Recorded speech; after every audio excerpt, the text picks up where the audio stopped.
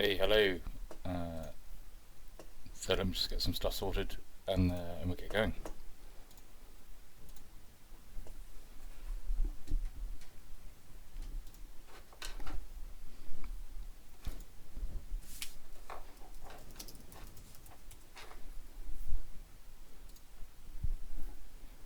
So just to give you a quick rundown of the format of this, I'll be running through this presentation. I've got the defense channel up and the live chat on YouTube, which is probably the easiest. If you've got any questions, I'll pick them up as you go. And either I'll just push them to the end of the presentation or pick them up along the way. So we get started very shortly.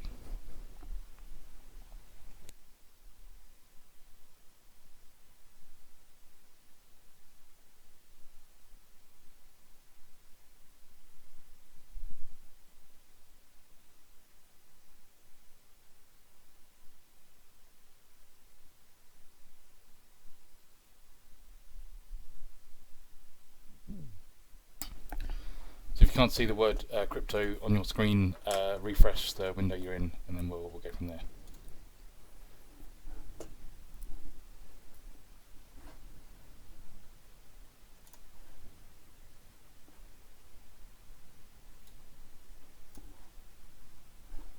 So, right, let's bang through.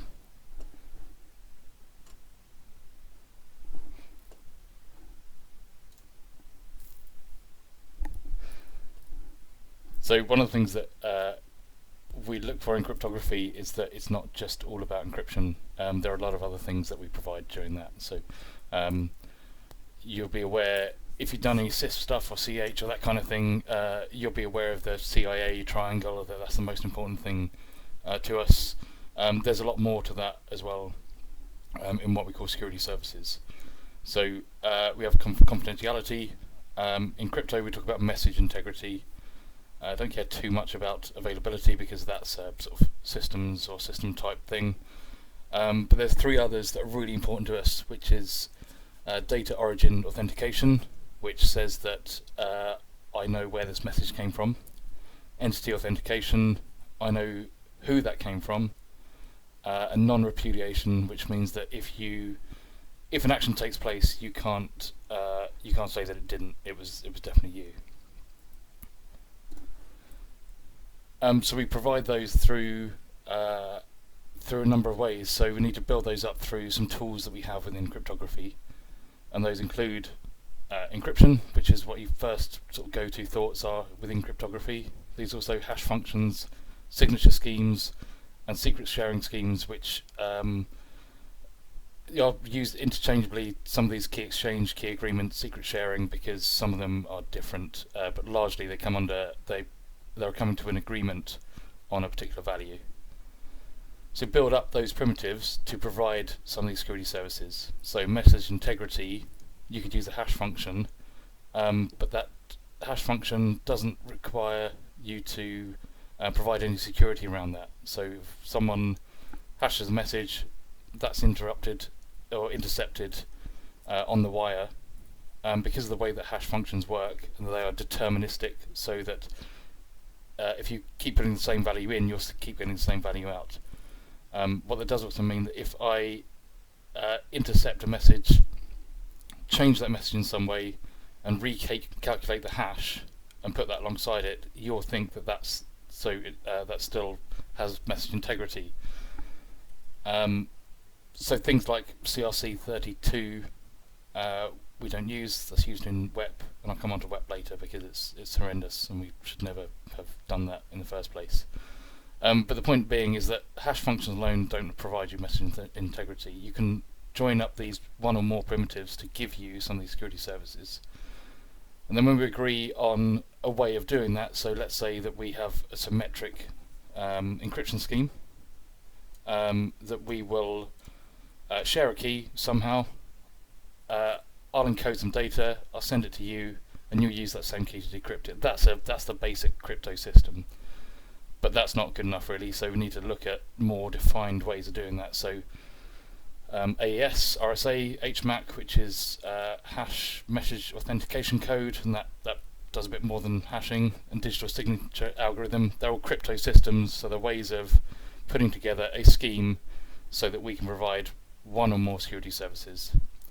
And then we have applications that use those crypto systems to provide security services by piecing together primitives.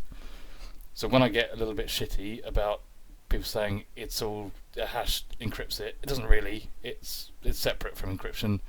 The reason being is because we have these as almost like a shorthand for describing a bigger function. So when you say hash function, there's a lot more that describes, or a signature scheme, there's a lot more that describes. So one of the things that I'm not going to go into because it's painfully boring, we can do at some point if you like, but it'll be under duress, is static encryption. And that is, you have a key and you encrypt some data and you leave it exactly where it is. Your full disk encryption, Lux, FileCrypt, all these other ones. Just look after the key. That's as much as you need to do to make that system work. So we're going to talk about channels instead. So two things in network communication are a reliable channel, which means that I know that you received the data that I sent you in the order that I sent it, and it has some integrity, and you can verify that as well.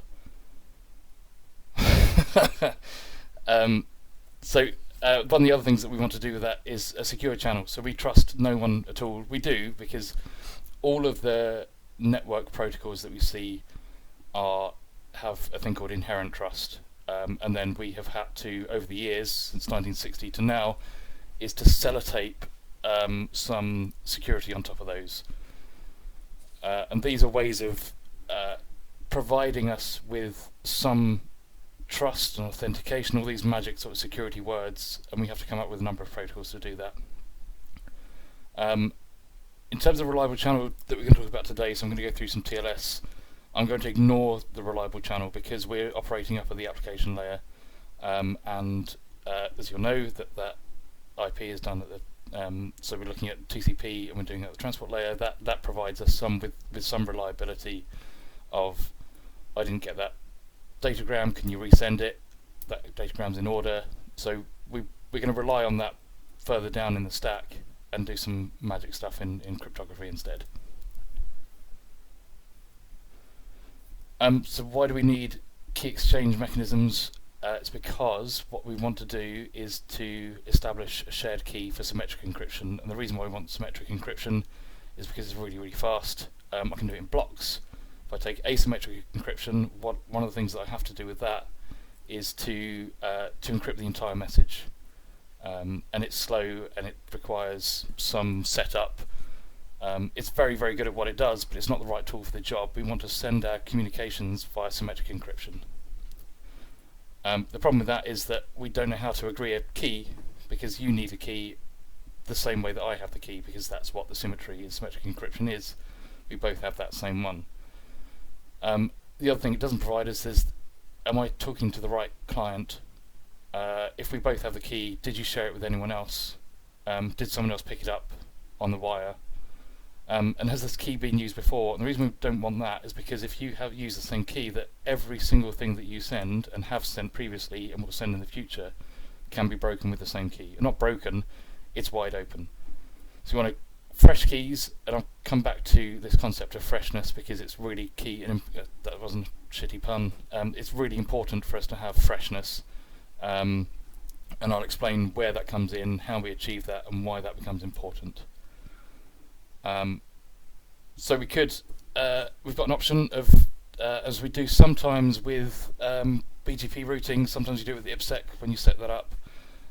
You may do it with some of the other services that you set up and you've got them nearby, is that you just take the key out of bounds, which means that you'll get given a key and you walk to the machine and you go and plug that in, but that doesn't really work with the internet because I'm not going to go to Pornhub's offices. It's bad enough that my search history says those things anyway, but I'm not going to turn up there and say hello. Or we could encrypt the key with another key and then encrypt that with another key, but that's the whole point of Turtles All the Way Down. How do we establish that first key in the run? So this is coming back to building up these things called security services, and this one is going to be TLS, because you use it whether you like it or not. It just happens. It's magic. And then part of that TLS being a protocol is that both parties have to follow that protocol. We negotiate some terms, we agree on fresh values, and I'll come back to that. And this is the point in negotiation as we bootstrap encrypted communication. So that's what we want to achieve, is fast, secure communication between two parties where we assume that people are listening in, but we also want to make sure that they are not able to do anything with that data. So I'm going to slow down a bit because I've realised I am rattling through this at a rate of knots. So I'll let you have a look at that. You may or may not be able to see all of the data on there.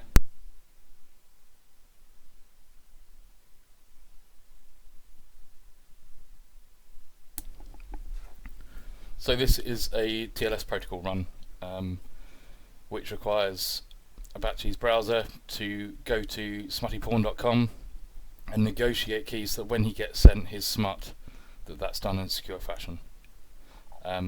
So what I've done is I've included some of the key items that are sent between the two, and what happens with the processes. What's important to note in this particular run is that Apache's browser doesn't get authenticated. He's just authenticated via mutual authentication because he's part of that conversation. SmuttyPorn.com doesn't need to have a certificate from Apache's browser. So the first thing that we see is we see a client hello, and that says I am of a particular version. Here's a random number, which has got a session ID, and here are the cipher suites that I support, and I'll show you in a second what those look like. The server then sends back, brilliant, I'm the same version or a compatible version. It also sends a session ID, and it sends a cipher suite that it's chosen from those cipher suites that the client says. One of the other things it sends through is its own certificate. So it's a public. So I've just seen that the graphic is being covered. Can everyone see that all right?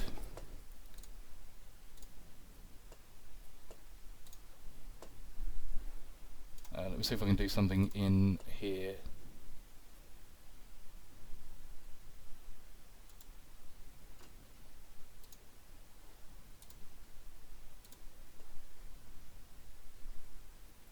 Damn it, it was going so well. Yeah, just seeing if you can read any of those words on there, if you can read any of the bigger ones. So, Defense 4153, what I'm going to do is I'll talk you through this, because I think that some of those, I'm expecting some of these words to be quite small anyway. I wonder if we can zoom in on that. But, that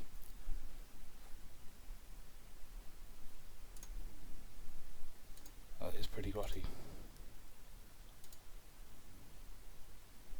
I think that's as far up as I can go at the moment. But what I do is I'll make these slides available as well, so you can look through them and just run through in your own sweet time. But really, what we're talking about is the way that these authenticate. Sorry, the way this communication flow runs. So once that server sends alongside of that server certificate, that is the claim that is smuttyporn.com, and you then talk to your own certificate authority and say, can you verify that this certificate is correct? Once that comes back, there's some that's the side of our key exchange there. Now I've really simplified this here. One of the things it does in this run, which I've realised that we're gonna talk about different negotiation, is that I've immediately, because it's pretty standard, it's gone for the RSA version, but we're going to talk about diffie-hellman instead, and I will talk about the differences between the two. So once that key exchange happens, which is the pre-master secret, so this is where I'll differentiate between secrets and keys, is because we're not going to use that as a key. We're going to use that as a secret. I'm going to use that secret to be part of our, we're going to agree that number, and we're both going to use that to generate a number of keys, and I'll talk about what those keys do and how they're used further down once we go through. But the point is that we've agreed a number, and we have both used that as a seed to generate our keys. The next thing that happens after that's taken place, there's no real feedback from the server when that happens. The client decides on that. There's an exchange, and once that happens, the client then sends a hash of all of the messages it sent previously, which is then signed as part of the TLS suite and sent over to the server, and the server does exactly the same thing. So theoretically, they should say exactly the same thing. And the point of that is that they are both in agreement that they have the same shared secret, that nothing fucky has taken place in between that, and then say, right, good news is now we've got our keys, let's start communicating.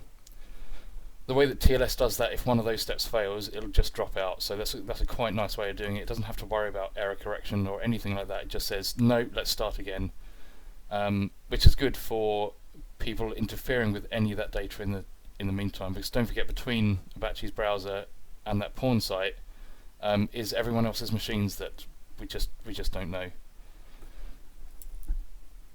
So let's have a look at those. Here's a client hello message. This is from the current version of Chrome, which I didn't look it up, but in here is our set of cipher suites, and the cipher suites are a selection of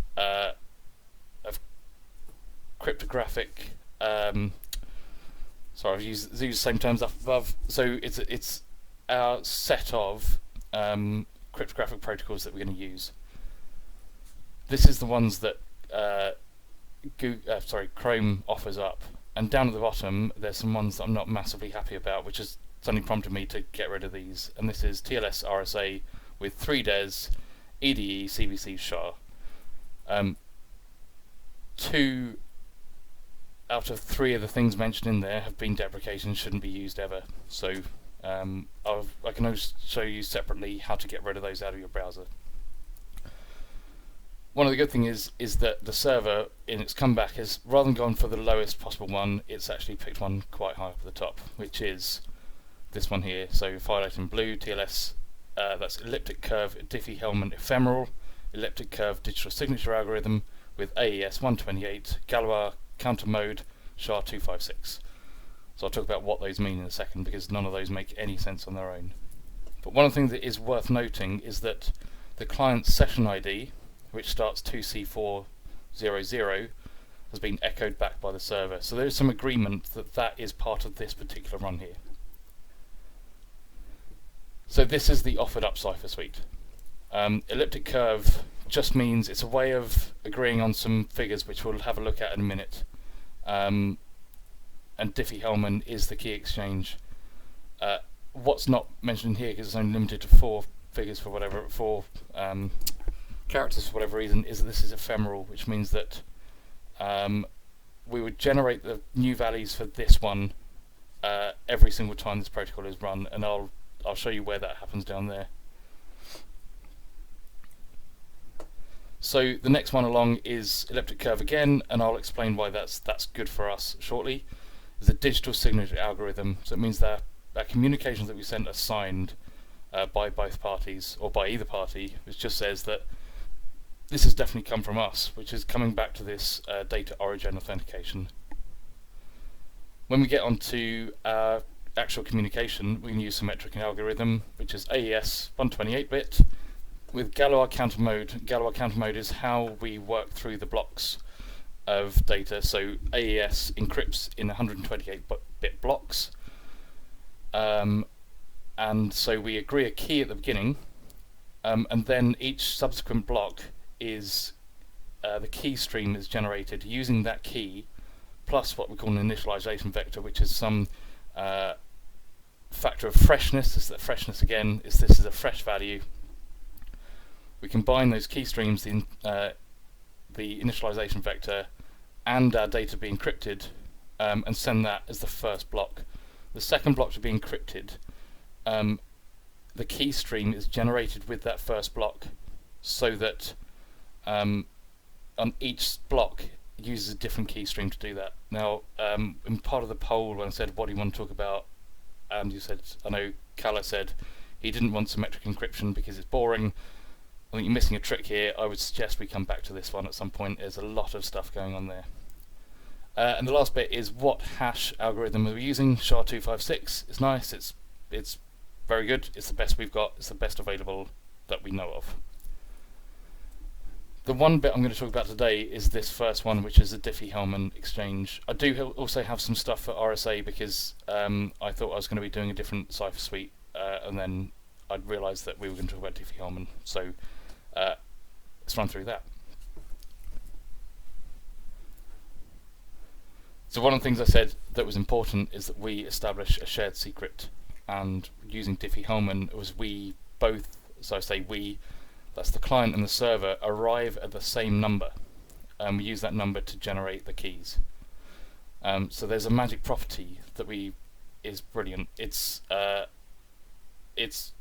very easy to work out. I realised that I should have used a math notation rather than just doing this in text here. So what it means is that if you take a number and raise it to a number called A, and then you raise both of those to B, it's the equivalent of raising our first number G to B and then raising the whole thing by A, which is also the equivalent of raising G in the first place to A times B. I'll come back to those in a minute because we use those with real figures, but the point is that those are equivalent, and so that means that I don't have to know what A or G are in that first one. I just need to know what A to the G to the power A is, and I raise it to the power B. So there are some great videos out there that show pots of paints. The Wikipedia example also shows pots of paints trying to explain diffie-hellman. I've never got those. I don't really understand it, but we'll do this in numbers because that's how I work. Right, so this is where we're starting to get into some maths, or math if you want to say it. So Bob generates a prime number. He just picks a number. That's fine. It's called P. There are multiple ways of generating prime numbers, and we don't care how it's done really. So he also picks another number called G, and G has a particular property, and that is a primitive root modulo P. And what that means is that for us, if we raise G to any power that is a whole number between 1 and P minus 1, and then use modulo P on it, the results are always all possible values of 1 to P. That doesn't make a huge amount of sense, I'm sure, but that's the particular quality that we want out of these two numbers. And if we don't have that quality, what we get is that if you raise G to any number less than P, is that you don't get all values of 1 to P. And that's important because we want that even spread between them. But anyway, so this one here says that we just pick G and P. That's all we want. So Bob generates G and P and he sends them to the client Alice. We use Alice and Bob because Bruce Schneier said so, and Bruce is king, so that's how it works. So Alice chooses a number and she doesn't care what it is, because what we do is then take that number A, we raise G to the power A and mod P, and we send that to Bob. Now what Bob can't work out is what A was in the first place, and what that means is actually anyone seeing that on the line, they can't see what A was because of the way that modular arithmetic works. So Bob does the same thing because he's already got G and P. He picks a number B, raises G to the power B, mod P, and sends that to Alice. So Alice then takes Bob's number and performs the same operation again. So she takes Bob's number that she's sent, raises it to the power her power A, which I should have put as lowercase, and then I've just noticed all my spelling mistakes, which doesn't really help. Bob does the same thing, but he raises that to the power B. So we go back to this point where these are all equivalent along there. So what we actually have is that Bob's numbers and Alice's numbers make the same number. However, because of the way that when Alice sends her initial numbers, you can't work that out if you didn't know what A was. Unless you're part of this conversation here, you can't work out the initial values, which means that you don't know how to calculate that end figure. So that just says exactly what I've just said. It sounds like horseshit, and it really does. So here's something I stole from Wikipedia, because it was much easier, because they're just standard values. So this shows you who knows what at which time.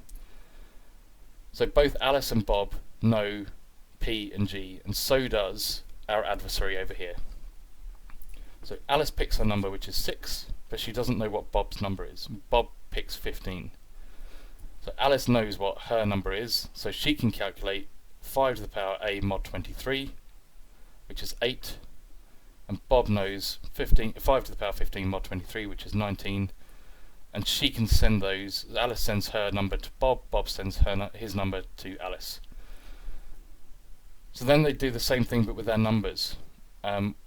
So not only this, our adversary also knows 18 and 19, they know the numbers P and G, but what we arrive at the end with Alice's secret number and Bob's secret number is the same figure in there. So what we can do with that number now is that we can do something with it. We use the thing called key expansion and we create something useful out of that. And I'll show you what that is in a second. There's some issues with diffie-hellman, and that is that there is no mutual authentication. There is mutual authentication during the protocol. So I'm just waiting for the stream to catch up. So there's mutual authentication during the protocol, which means that both parties know that they are part of that conversation. But there's no entity authentication, which means that they don't know who that is. They just know that party A has spoken to party B, and we're currently in a conversation. So that doesn't really matter if you just want to agree a secret, but if you are talking to your bank, you need to know that your bank is that person, which is where that certificate check comes in play further up when I was talking through TLS negotiation. The other issue is that it is susceptible to man-in-the-middle attacks, and you can sit in the middle and agree diffie-hellman values with Alice, so Alice thinks that she is talking to Bob, and then you do the same thing with Bob, and Bob thinks that he's talking to Alice, and all you do is you sit in the middle and you decrypt things on the way, and that's a useful thing sometimes because we want to do proxies, which I have views on, but I understand that they will be used by people for various reasons. The way we get out of that is that pre-master secret calculation in TLS, which is based on the certificate. So diffie-hellman is great, but we have to bolt things on the side of it to make it work for us.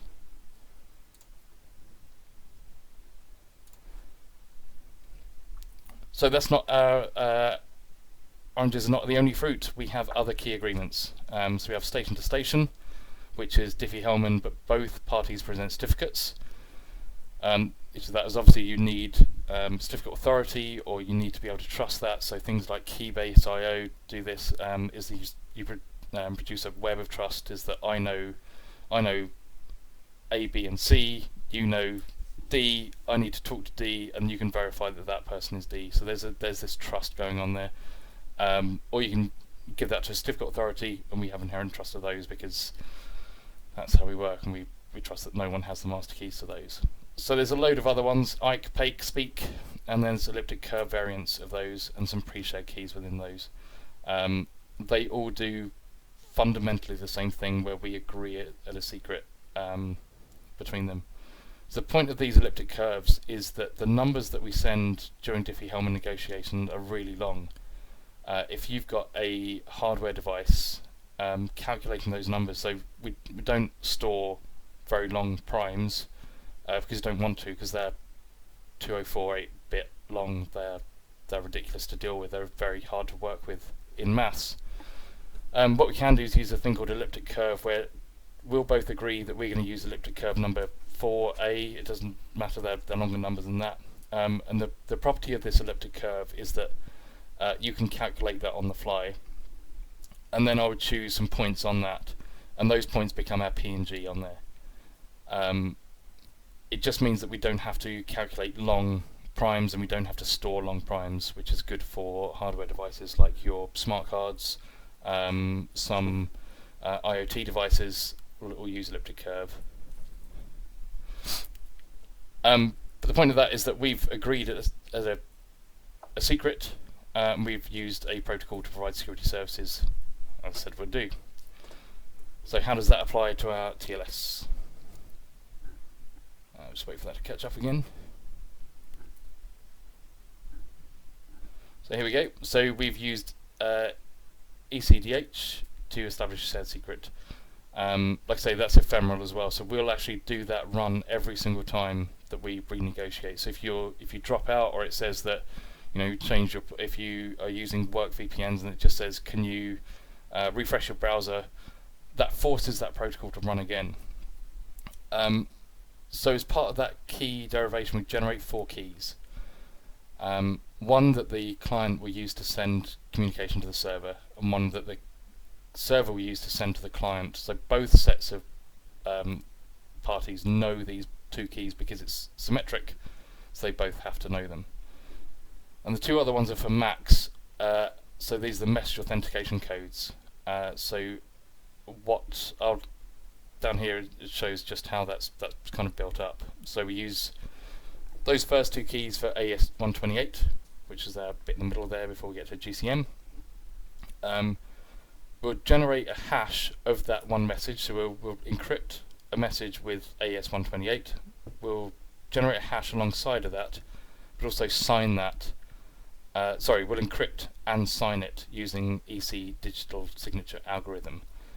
What that means is that has definitely come from you. It's encrypted with our MAC key. The hash is using SHA-256, and you can decrypt that message and run the same hash on it and check it against that one from me. So that's the point of TLS, is that it gives us a number of security services. So we'll run through those now.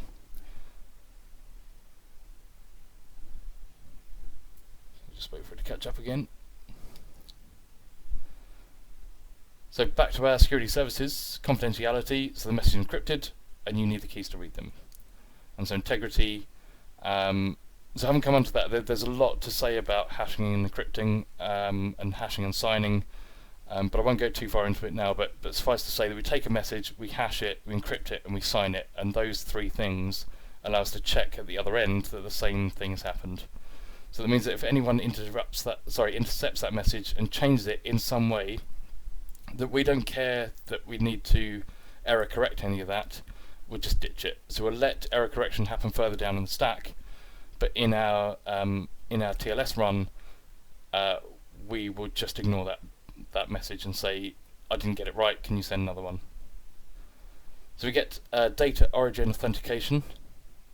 So our keys were established during the session, and as long as you're not sharing those, which is an issue with some of the proxy servers, is that I assume that messages generated during that run are from you, and so if they didn't come from me, they must have come from you. So we have a weak notion of data origin authentication. Weak notion is a crypto speak for I kind of believe that. Entity authentication. So we can only provide entity authentication on a fresh check of that person. So it's a case of checking that you are, for example, the possessor of that key. So the of the certificate. So smuttyporn.com has a possession of a certificate. I can challenge them, and what I'm asking that during that certificate challenge is, do you have the private key? And that's how we achieve that entity authentication at the start. In a standard kind of client to server, just serving up a web page, the server doesn't give a shit who you are at all. So we don't have entity authentication the other way. We just rely on that you are part of the current conversation. And the last one is non-repudiation, which means that we've signed some of the, not some of them, we've signed the communications during the session using our ephemeral keys, which are generated during that protocol run. And it means that, so this is the point here, that if followed correctly, messages from Alice can only be signed by Alice. That means that your signing keys haven't been intercepted, you don't transmit them, but is your device compromised? What are you doing with it? Are you sharing them because you're an idiot? That kind of thing. But during that run, we assume, and assume's a bad word, but there is an element of trust or a weak notion of non-repudiation. So there's lots of attacks on these because, well, they're not godlike as much as I'd love to say that crypto people are brilliant. We're alright, I suppose. Some of the attacks on key exchange mechanisms are, so if I write down a protocol that is perfect, that is absolutely spot on, you couldn't get around it, you've still got to translate that into some code. So we have flawed implementation as one of ours, and the solution to that one is do it better than you're doing right now. We have flawed protocols. So I've mentioned WEP earlier on, and I think I've ranted before about how bad WEP is. I think I drew it out at one point. I'll happily do it again because it's so horrendous that it shouldn't have happened. So if you've done your what's the Kali version of wireless, I'm sure you will have touched on that, just how horrendous it is. WPA is not much better, but it is in some ways WPA2 resolves some of these issues. So the protocol itself is lazy and open to attack. Downgrade attacks, so in that TLS suite, as I said, when I list them out from my version of Chrome, I hadn't realised how many unwanted ones there are in there. You want to get rid of things like DES, MD5, RSA 1024, and you should do that as a matter of course anyway. So what that means is, because the server chooses which cipher suite you use if you offer them up, if you offer up just don't do any security, that's how you get that downgrade there. Poor pseudo-random number generators. Generating random numbers is really, really hard. It's very difficult, and I keep looking at this and I don't understand how it works. So whoever designs these is pretty magical, but they're not perfect. And if there are flawed libraries. There have been flawed libraries. I did some. I meant to drop in a note here. I can't remember. There was something fairly recently in which there was a particular library for a particular language that was flawed and deterministic, which is not what you want in something that says I need it to be random. So whereas say here use a TPM, which is a trusted platform module, or HSM, hardware security module, those have as part of that security kernel is a random number generation hardware, which is less likely to be dicked with. It's not impervious to everything. Don't inherently trust it, but it's often better to do it in a hardware security module. And as a result of that, you get poorly chosen initialization vectors. So as part that first message in our TLS protocol run said that I'll send you a random number. If that's the same number every single time, and because that number is used as part of that generation of keys, it means that there is a weakened version of TLS within that. So we don't want that. We want random numbers to be random. Resident in memory. So if you're doing some of the magical RE stuff, I don't get how you guys do it. Well done you, but you would just lift out of memory some stuff that's been there. So you always also get issues with what's called exhausted entropy, which is if you're generating random numbers or your keys in SSH, sometimes it says wave your mouse around a little bit, and that's generating this entropy, which is some element of a random factor. If you've run out of that, which is whatever memory was allocated for it is full up, you don't get a random number out of it because you're getting all ones in your in part of your seed. And then poorly placed trust. So your root CAs, do you check them? I don't, because I'm very lazy. Should you? Yes, definitely. Should you clear out any ones you don't know? Yes. Are you at work and there's a proxy server which obviously pushes your CAs to you, so someone in the IT department can look at all your stuff that's happening and sit as that man in the middle? Yeah, they're all there and available to you. So you can do that yourself in better choosing who you trust. That's really it now. I've went through some of the RSA stuff as well, but I realise I've spoken for 40 minutes straight. Apart from some of the video quality, I haven't seen very many questions, but I don't know if I just bored you to tears. I'll happily take any. If not, if you're too worried to do that now, I can always we can talk about this later. Yeah. Perro, that's not a question. That's an observation. Thank you very much.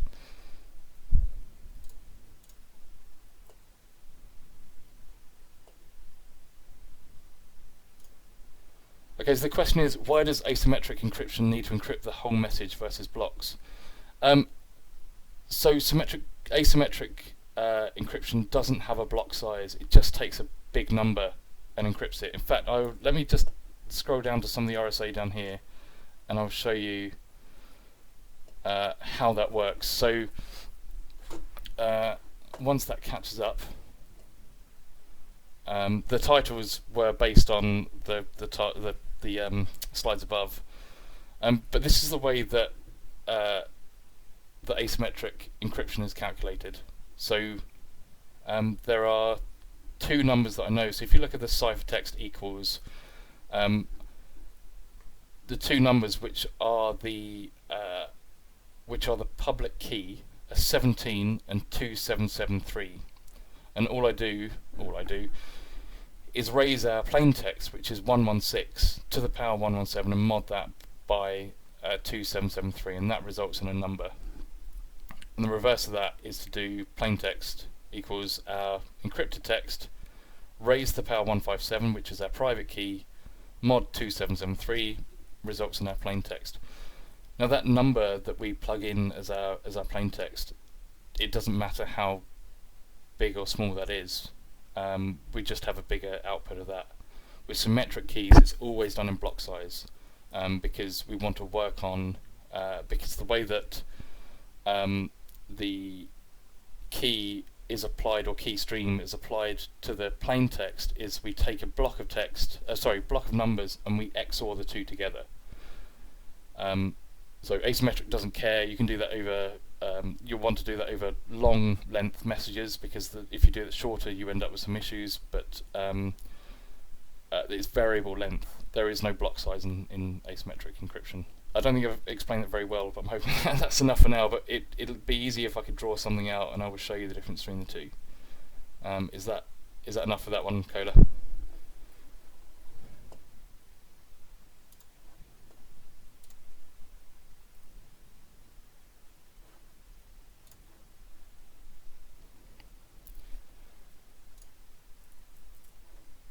Good stuff. So,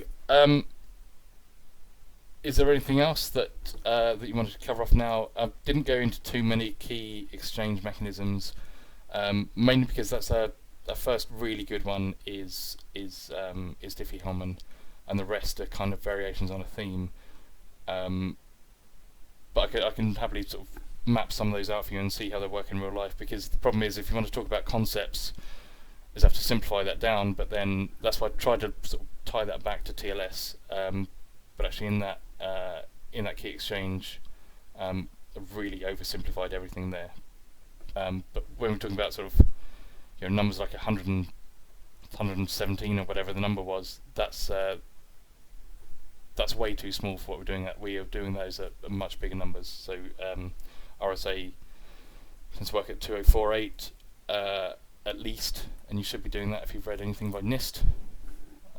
But yeah, these are just kind of toy box sort of examples of things.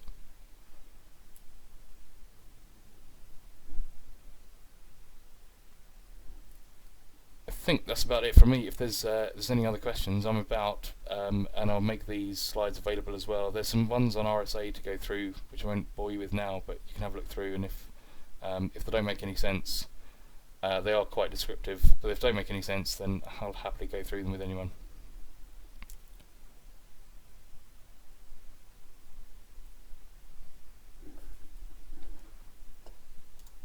Alright, cool beans. Thank you very much for listening. And I've put a link for anyone who came over from any other Slack. I've put a link for the sign up for NetSecFocus.